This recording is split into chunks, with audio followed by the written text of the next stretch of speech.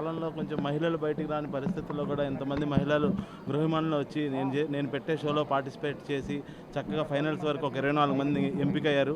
ఇక విజేతలుగా ఎవరు వస్తారని మీ అందరితో పాటు ఇక్కడ వచ్చేసిన ప్రేక్షకులతో పాటు నేను కూడా వేచి చూస్తూ ఉన్నా.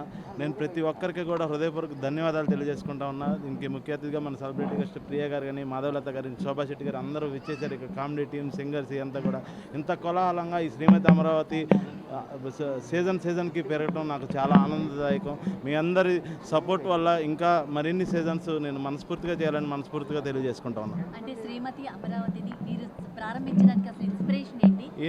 ఏం లేదు మేడం, మేము చేసేది ఏంటంటే తేజ సెలైట్ ఈవెంట్స్ అనే ఒక ఈవెంట్ సంస్థ మాది. దాన్ని బయటికి తీసుకెళ్లే దృక్పథంలో విభిన్నమైన పెళ్లి కాని వాళ్ళకి ఎన్నో పోటీలు నేను చూశాను. పెళ్లి అయిన వాళ్ళకి ఈ పోటీలు పెట్టాలనే ఒక సందర్భంతో నా ఈవెంట్ సంస్థను బయటికి తీసుకెళ్లే ఒక సంకల్పంతోనే నేను ఈ తేజ సెలైట్ ఈవెంట్ స్థాపించి ఈ శ్రీమతి అమరావతి అనే కార్యక్రమాన్ని చేస్తూ ఉన్నాను. అంటే వీటి ద్వారా వీటిలో విన్ అయిన వాళ్ళకి ఎలాంటి ప్లాట్ఫామ్స్ వస్తున్నాయి సార్? కొంతమంది కొన్ని సీరియల్స్లో అవకాశాలు, అలాగే న్యూస్ రిపోర్టర్స్ కానీ, కొన్ని యూట్యూబ్ ఛానల్స్లో కానీ, కొన్ని ఏదైనా సరే కొన్ని కంపల్సరీ నేను అంత ఫేమస్ కాదు కానీ కంపల్సరీ ఏదో ఒక ప్లాట్ఫామ్ నా శ్రీమతి అమరావతి క్రియేట్ అయిందని నేను గర్వంగా చెప్పగలుగుతున్నాను. అంటే ఇందులో విన్ అయిన వాళ్ళకి ప్రైజ్ మనీ ఏమి ఇస్తున్నారు?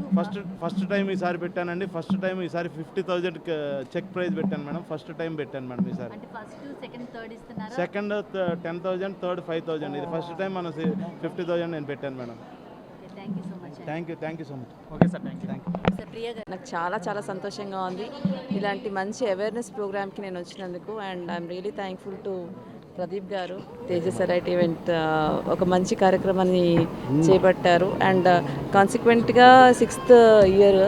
And I really appreciate. And ఇప్పుడు ప్రతి ఒక్క ఉమెన్ ఇక్కడ ప్రతి ఒక్క పార్టిసిపెంట్ ఒక మంచి మెసేజ్, ఒక మంచి అవేర్నెస్ క్రియేట్ చేసి మెసేజ్ ఇస్తున్నారు.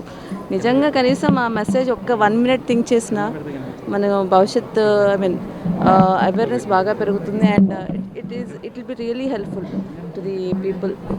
సో బిగ్ బాస్ అనేది గెలుపోవడం పక్కన పెడితే సో మీరు అందులోకి వెళ్ళారు, ఎలా అనిపిస్తుంది? అయ్యో, ఇది బిగ్ బాస్ మంచి కాదు. I'm really happy. అండ్ నిజంగానే చాలా నేర్చుకున్నాను. I'm really happy to be participant of a Bigg Boss season 5 Telugu. ఎంతమంది మహిళలు ఉన్నారు పెళ్ళైన వారందరికీ, వీళ్ళకి ఎలాంటి మెసేజ్ ఇస్తారు?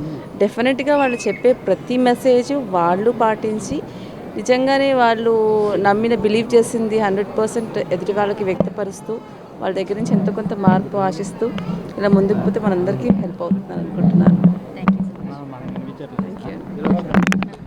So much of happy actually. నాకు ఫస్ట్ టైం మీరు చెప్పగానే concept was I was so excited. Okay, ఇలా కూడా చేస్తున్నారు అంటే ఒక శ్రీమతి కోసం ఇలా చేయడం, మ్యారేజ్ ఉమెన్కి.